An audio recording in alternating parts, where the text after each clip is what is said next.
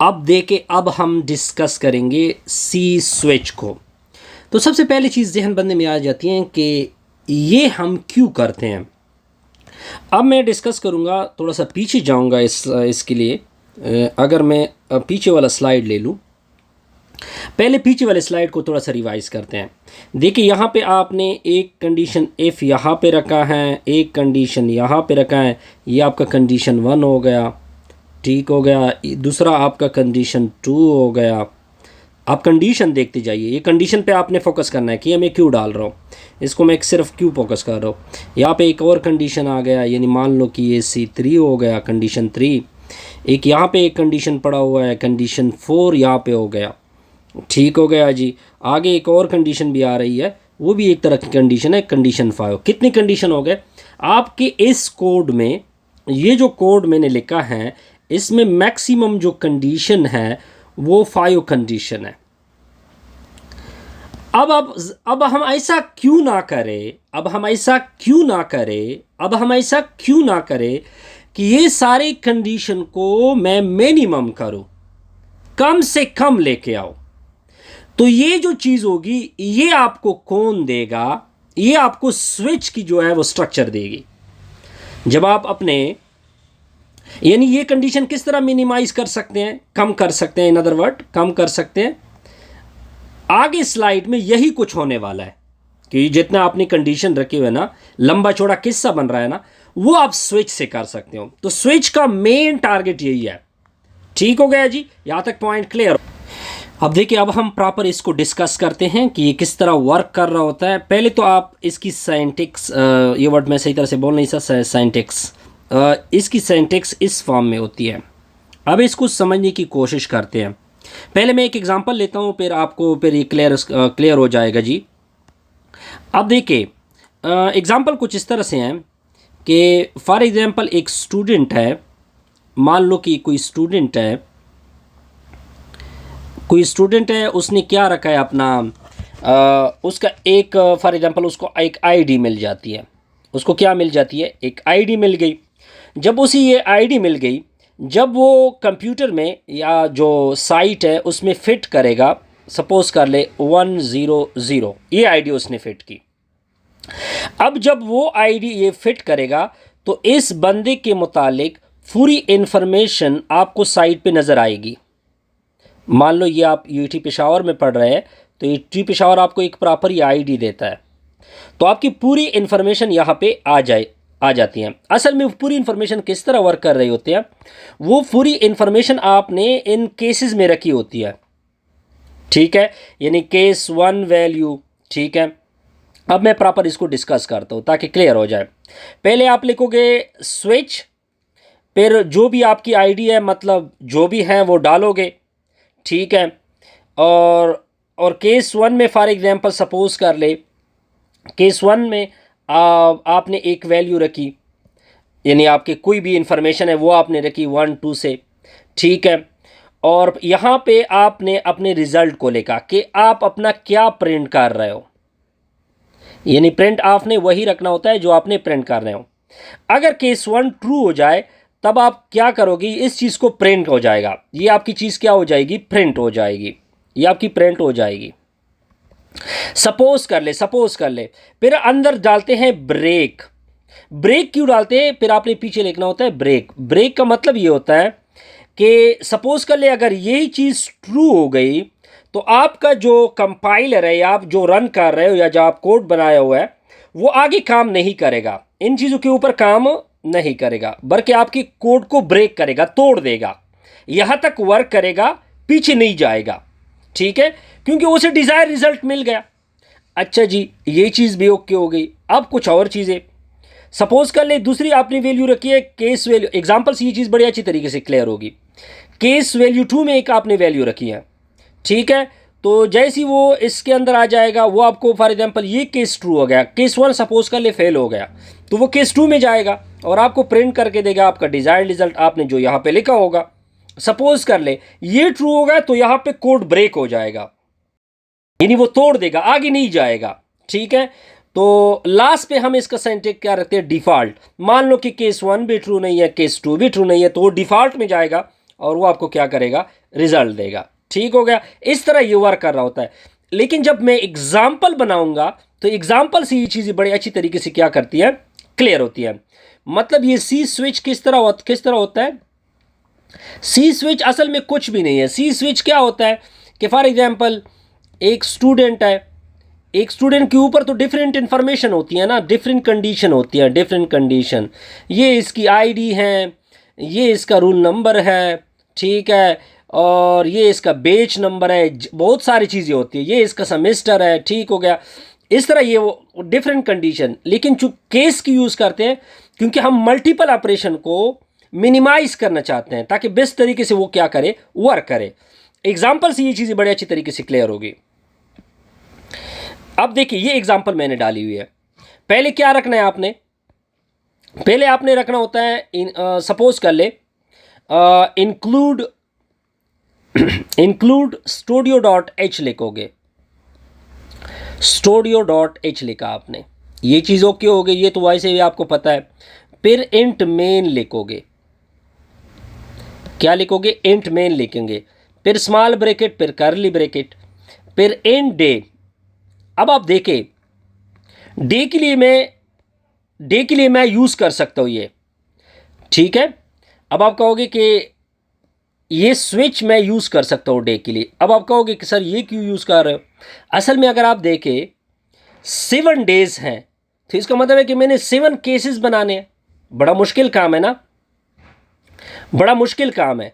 तो इस वजह से हमने इसको केसेस में क्या करना है, मस्ट डिवाइड करना है, ताकि फिर आप लिखोगे हाँ यहाँ पे सेमी कॉलन, फिर मैं हर चीज़ सिंटेक्स में हर चीज़ भी समझाऊंगा कि ये इस तरह करेगा, ये इस तरह वर्क करेगा, ठीक है। फिर आपने अब देखिए, आप सबसे पहली चीज़ तो आपको ये चाहिए, फॉर एग्जांपल ये आपका आउटपुट स्क्रीन है, पहले यहाँ पे कुछ नज़र आना चाहिए, पहले आपको कुछ नज़र आना चाहिए। तो वो किस में लिखोगे, प्रिंट एफ में, कि एंटर अ डे, कोई डे एंटर करो, enter day, enter a day.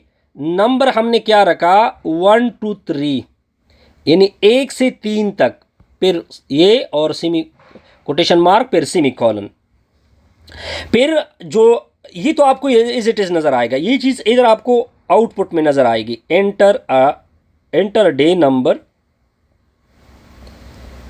जैसे लिखा हुआ है इधर आपको नज़र आ गया 1 2 3 इस तरह। फिर एक थोड़ी सी वो जगह आ जाएगी, फिर यहाँ पे एक थोड़ा सा स्पेस भी उसके साथ नज़र आएगा। ये पॉइंट क्लियर होगा। अब हम क्या करेंगे, अब हम अपने सिंटैक्स जो स्विच कंडीशन की सिंटैक्स है उसको रखेंगे। हमने क्या लिखा था, किस तरह स्विच लिखोगे, ठीक है। फिर इधर एक्सप्रेशन लिखोगे, इधर मैंने क्या कहा था कि आप क्या लिखोगे, एक्सप्रेशन। अब हम पीछे जाएंगे कि हमारा एक्सप्रेशन किस फॉर्म में है, हमारा एक्सप्रेशन एंड डे फॉर्म में है, तो हमने जो वेरिएबल लिया था वो लेंगे, इधर डे आ जाएगा। पॉइंट क्लियर होगा। फिर इसकी बॉडी स्टार्ट हो जाएगी। फिर हम इसको किस में डिवाइड करेंगे, केसेस में डिवाइड करेंगे। सबसे पहले नंबर आएगा केस, केसेस आपने कहाँ से कहाँ तक किया है, 1 2 3। मान लो कि मैंने केस 1 लिया, ये मैंने केस 1 लिया, हाँ केस 1 के पीछे आपने ये डबल डॉट मस्ट डालने हैं, कोटेशन मार्क, अदरवाइज आपको क्या आएगा, एरर नजर आएगी। अब देखिए अगर मैं लिखूँ, ये मैंने केस 1 लिया नंबर 1, तो मैं लिखूंगा प्रिंट, फिर लिखूंगा फॉर एग्जांपल डे 1 में क्या है, क्योंकि 1 2 3 है ना, उसमें मैंने क्या रखा हुआ है, मंडे। अगर ये केस ट्रू हो गया तो वो इसके पीछे आ जाएगा, पीछे आएगा, उसको क्या नज़र आएगा, मंडे। तो वो फिर नेक्स्ट लाइन, फिर कोटेशन मार्क, फिर ये।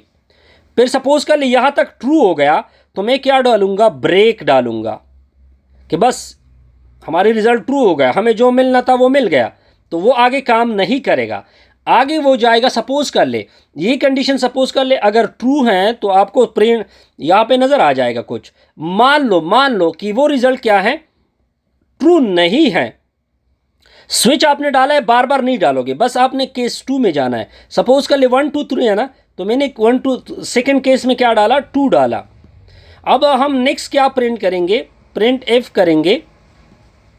सपोज कर ले ये केस ट्रू नहीं है, तो हम नेक्स्ट एक केस बनाया प्रिंट एफ में, तो उसमें मैंने क्या डाला हुआ है, ट्यूसडे, फिर बैकस्लैश n, फिर कोटेशन मार्क, फिर ये सेमीकोलन, फिर हम क्या डालेंगे, ब्रेक डालेंगे। सपोज कर ले अगर ये कंडीशन ट्रू हो गई, पहले इस कंडीशन को चेक करेगा ना, अगर ये कंडीशन फॉल्स हो गई तो अब वो जाएगा नेक्स्ट कंडीशन में, इस कंडीशन में आ जाएगा।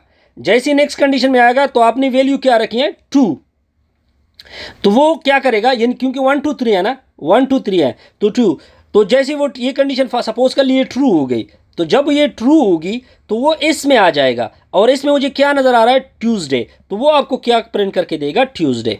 सिंपल सा पॉइंट है। अब देखिए आगे वो कोड को क्या करेगा, ब्रेक करेगा। सपोज कर ले आपने 5 6 जितनी भी कंडीशन रखी है उसको क्या करेगा, तोड़ देगा।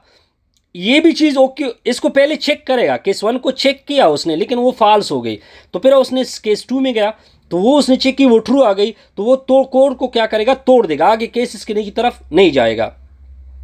अब मैं नेक्स्ट को इसी तरह डिस्कस करूंगा एज इट इज, क्योंकि पहले थोड़ा लेंथी हो जाएगा ना। अब देखिए जो केस 3 है उसमें हमने क्या रखा, ये डाटा आपसे भूलनी नहीं चाहिए, ये सबसे इंटरेस्टिंग चीज़ है, और ये चीज़ तो आपको वैसे ही पता है कि रिटर्न हमेशा डालते हैं, प्रिंट एफ वेंसडे और ये वगैरह, तो ब्रेक, फिर नेक्स्ट अगर ये ट्रू हो गई तो आपको वेंसडे नज़र आएगा, अगर ये ट्रू नहीं हो गई तो ये जैसे ये फॉल्स होगी तो वो नेक्स्ट डिफ़ॉल्ट में, लास्ट आपका डिफ़ॉल्ट मस्ट आएगा, लास्ट आपका क्या आएगा, डिफ़ॉल्ट मस्ट आएगा। डिफ़ॉल्ट में फॉर एग्जांपल आपने क्या रखी है, इनवैलिड आईडी रखी है, तो जब इनवैलिड आईडी होगी तो आपको इनवैलिड, सपोज कर ले जब आप किसी सॉफ्टवेयर के अंदर जाते हैं, जब अंदर गलत वैल्यू डालते हैं तो वो क्या कहता है, इनवैलिड आईडी, या पासवर्ड डालते हैं तो इनकरेक्ट पासवर्ड आपके सामने नज़र आ जाता है। तो इस तरह वो पासवर्ड के पीछे प्रॉपर सारी क्या होती है, पीछे एक किस्सा बना होता है, पीछे एक कहानी होती है। ठीक हो गया जी। अब आते हैं इसकी पीछे स्लाइड की तरफ। अब पीछे स्लाइड क्या होगा, पीछे स्लाइड अब आसान है, अगर आपने एग्जाम्पल सीखो और आपने कुछ डिस्कशन सीखी हो तो क्या करेगा। अब देखिए ये आपका केस किस तरह स्टार्ट होगा, अब ये देखिए स्टार्ट लेते हैं। पहले आपका केस 1 है, ठीक है, पहले आपने स्विच डाल दिया, फिर आपने वेरिएबल डाल दिया जो आपने पीछे एग्जाम्पल में किया है। अगर वो कंडीशन ट्रू हो गई तब आपको आउटपुट में रिजल्ट नज़र आएगा इधर, और कोड पीछे जितना कोड है वो ब्रेक हो जाएगा, वो तोड़ देगा कि आगे नहीं जाएंगे, बस हमें रिजल्ट मिल गया, आगे हमें कोड की ज़रूरत नहीं है।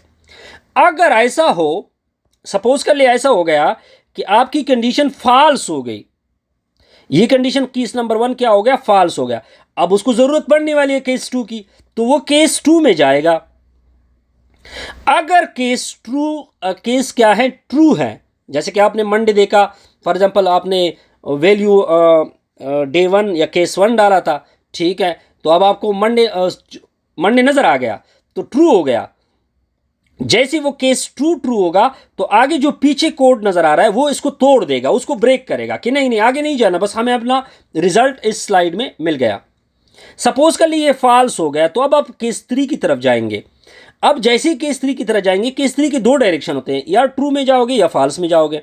मान लो कि फॉल्स हो गया, ठीक है, तो नंबर 3rd केस या n केस जो भी केसेस बनेंगे वो जाएगा, ठीक है। अगर ट्रू है तो नेक्स्ट कोड को क्या करेगा, ब्रेक करता जाएगा।